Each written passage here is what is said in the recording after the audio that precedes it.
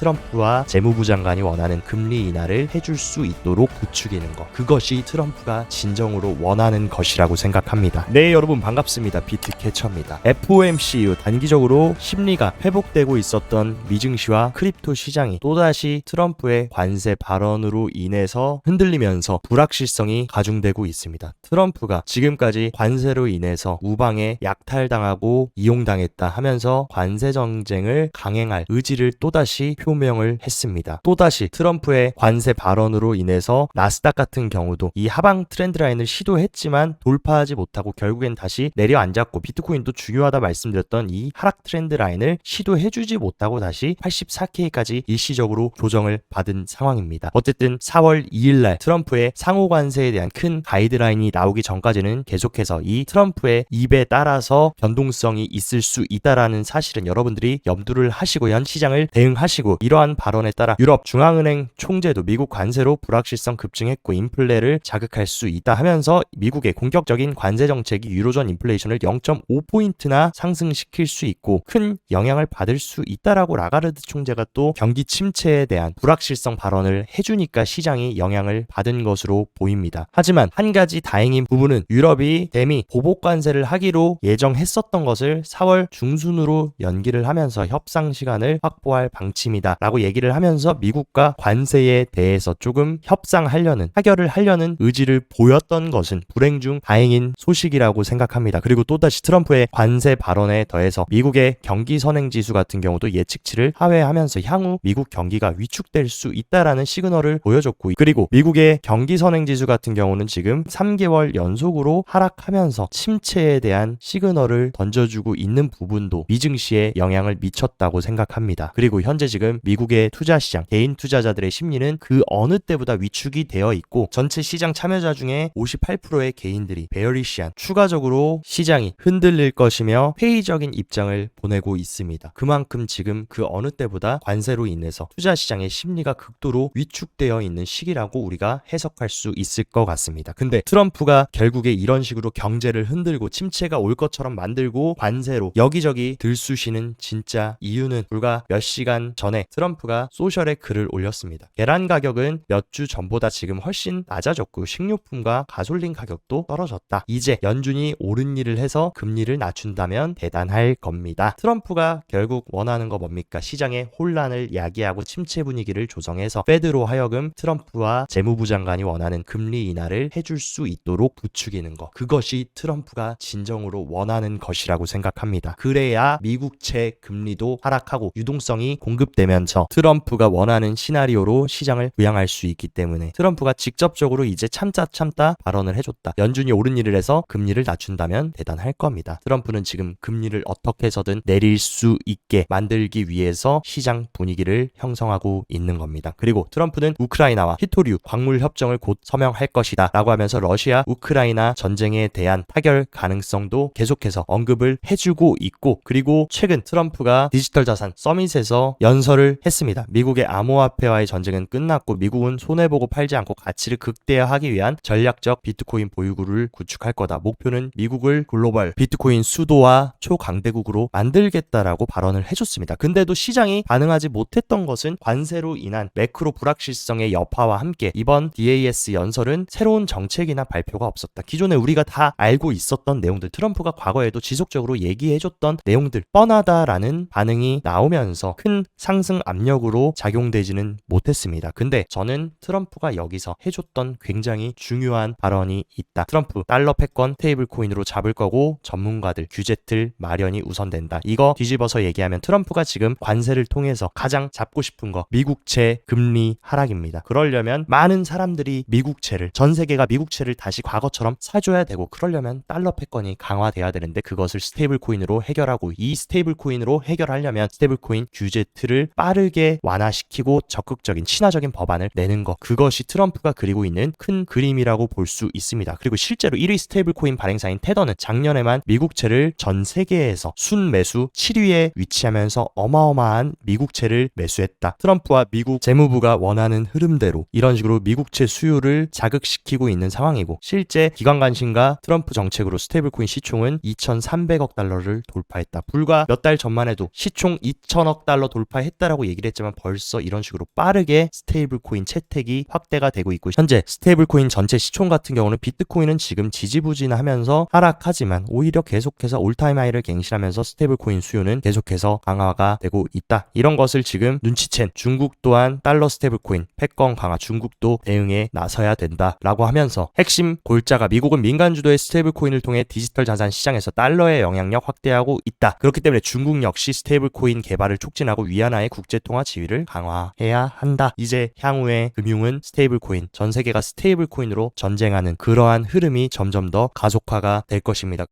트럼프 행정부 USAID 개편을 추진하면서 이것 또한 머스크가 적극적으로 추진했던 내용입니다. 국무부를 통합하고 블록체인 기술을 도입해서 자금 분배 보안성과 투명성을 높이는 계획, 이것을 지금 적극적으로 추진하고 있다. 디지털 자산뿐만이 아니라 블록체인 기술도 적극적으로 트럼프 정부는 추진하려는 그런 움직임을 가져가고 있고, 그리고 SEC 차기 의장 지명자인 폴 애킨스가 이제 27일 날 미국 상원 청문회를 진행합니다. 이 청문회에서 상원들이 정식으로 승인을 하면 현재 임시직을 맡고 있는 마크 우에다가 아닌 폴 애킨스가 SEC 의장 자리에 앉게 되고, 그렇게 되면 많은 지금 알트코인 현물 ETF부터 해서 여러 가지 암호화폐 시장에 대한 법안들이 대기 중인 것을 애킨스가 검토하고 친화적인 규제 환경을 구축할 수 있는 이 부분도 매우 중요한 이슈라고 볼 수 있습니다. 이에 따라 코인베이스는 SEC 암호화폐 규제 명확화 적극적으로 요구하고 촉구하면서 특히나 암호화폐를 기존 증권이 아닌 디지털 상품으로 규정해주고 스테이블 코인을 관할권에서 제외해라. SEC가 스테이블 코인 관리하지 말아라. 이것을 지금 적극적으로 얘기를 하고 있고, 코인베이스 최고 정책 책임자는 암호화폐 시장 참여자들이 명확한 가이드라인 받을 수 있도록 SEC와 논의를 지속하겠다. 미국 1위 거래소인 코인베이스도 친화적인 규제가 형성될 수 있게 적극적으로 SEC를 압박하고 있는 상황입니다. 그러한 압박에 응답이라도 하듯이 미국 SEC가 작업 증명된 암호화폐 채굴은 증권거래 성립 안 된다. 따라서 채굴 활동 참여자는 증권법에 따라 위원회에 거래 등록할 필요가 없다. 이런 식으로 계속해서 과거의 게리 겐슬러의 스탠스와는 정반대의 움직임이 가속화되고 있고, 이러한 흐름에 따라 미국의 규제기관들은 가상자산 관련 전 바이든 정부가 구축해놨던 거 싹 지워버리면서 새로운 친화적인 규제의 틀을 하나 둘씩 수면 아래에서 구축해 나가려고 하고 있는 상황입니다. 이런 상황에 지금 어쨌든 비트코인 가격이 불안정하고 관세로 인해서 글로벌 경기가 불안한 상황이지만 어쨌든 크립토 개별 시장에 친화적인 규제가 생기는 것은 2025년 매우 중요한 팩트입니다. 그리고 호주 같은 경우는 디지털 자산 경제 편입을 본격화하겠다 하면서 가상자산 거래소 라이센스를 적극적으로 도입하고, 특히나 토크나 자산과 CBDC를 포함해서 자산 접근성 확대와 인프라 혁신을 추진하겠다. 이런 식으로 호주도 정부 차원으로 적극적으로 이 크립토 시장으로 뛰어들려고 하고 있고, 암호화폐 차르인 데이비드 sak스는 UAE 국가안보보좌관과 함께 암호화폐와 AI 협력을 논의하면서 지금 어마어마한 중동의 오일머니까지 크립토 시장으로 들어올 수 있는 것들을 지금 미국 행정부와 같이 논의를 하고 있는 상황입니다. 그리고 또 재미난 소식은 트럼프의 차남이자 월드 리버티 파이낸셜의 고문인 에릭 트럼프가 미국의 마이크로 스트래티지라고 볼 수 있는 메타플래닛의 전략자문위원회에 참여를 한다라는 소식입니다. 그리고 추가적으로 덧붙인 것은 메타플래닛이 세계 최고의 비트코인 수탁 회사 중 하나를 지속적으로 구축하는 데 있어 우리의 사명을 추진하는 데 도움이 될 거다. 이런 식으로 트럼프의 가족들, 최측근들까지 암호화폐 시장에 매우 친화적인 기업들과 같이 협력을 하고 있는 이 부분도 재밌는 소식이라고 볼 수 있습니다. 그리고 나스닥 상장사인 아타이 라이프 사이언스 같은 경우도 비트코인 전략 도입을 발표하면서 비트코인 가격이 흔들리고 있는 것은 팩트지만 비트코인을 채택하고 있는 기업들은 계속해서 수면 아래에서 늘어나고 있는 상황입니다. 그리고 최근 비트코인 조정을 계속 언급했던 아서 헤이즈는 다시 FOMC 이후부터 관점을 바꾸면서 비트코인에 대한 또 다른 좋은 신호인 미국 은행 신용공급 지수가 상승 추세를 가리키고 있다. 이제 덤핑이 끝났다는 의미는 아니지만 강세 전환이 될 가능성이 조금씩 커지고 있다라고 하면서 이런 식으로 미국 은행 신용공급 지수가 다시금 고개를 들어주고 있는 상황. 여기다가 지금 FOMC에서 보셨던 것처럼 연준이 올해 2차례 금리 인하 그리고 추가적으로 QT 테이퍼링까지 속도를 완만하게 가면서 유동성을 공급해주겠다라고 얘기한 만큼 어쨌든 글로벌 유동성 시장은 그래도 조금씩 완화가 되고 있는 상황으로 해석이 됩니다. 그리고 뉴욕 뉴욕 증권거래소가 비트와이즈 이더리움 현물 ETF 스테이킹 허용 19B4를 제출을 한 상황이고 계속해서 지금 많은 기관들이 이더리움 스테이킹 ETF를 신청하고 있는 상황입니다. 이에 따라서 블랙록의 디지털 자산 책임자는 스테이킹 이더리움 ETF가 이더리움의 엄청난 변화가 될 수 있고 변곡점이 될 수 있다라고 얘기를 해줬습니다. 지금 어쨌든 이더의 시장 분위기는 그 어느 때보다 처참하고 굉장히 위축되어 있는 상황인데 스테이킹이 포함된 이더리움 현물 ETF가 승인이 되고 출시가 된다라고 하면 이더리움도 충분히 살아날 수 있음을 언급해주고 있습니다. 그리고 특히나 현재 지금 가장 알트코인 중에 관심을 많이 받고 있고 좋은 모습을 보여주고 있는 리플 같은 경우는 이번 SEC와의 소송 최종 철회로 인해서 어마어마하게 활성 주소가 증가하면서 리플에 대한 관심도가 뜨거워지고 있고 아마 어쨌든 리플은 이제 이 기나 길었던 발목을 붙잡은 소송 리스크가 해소가 된 만큼 그리고 또 미국 정부가 적극적으로 밀어주고 있는 미국의 프로젝트인 만큼 우리가 계속해서 주목해 봐야 되지 않을까라고 생각합니다.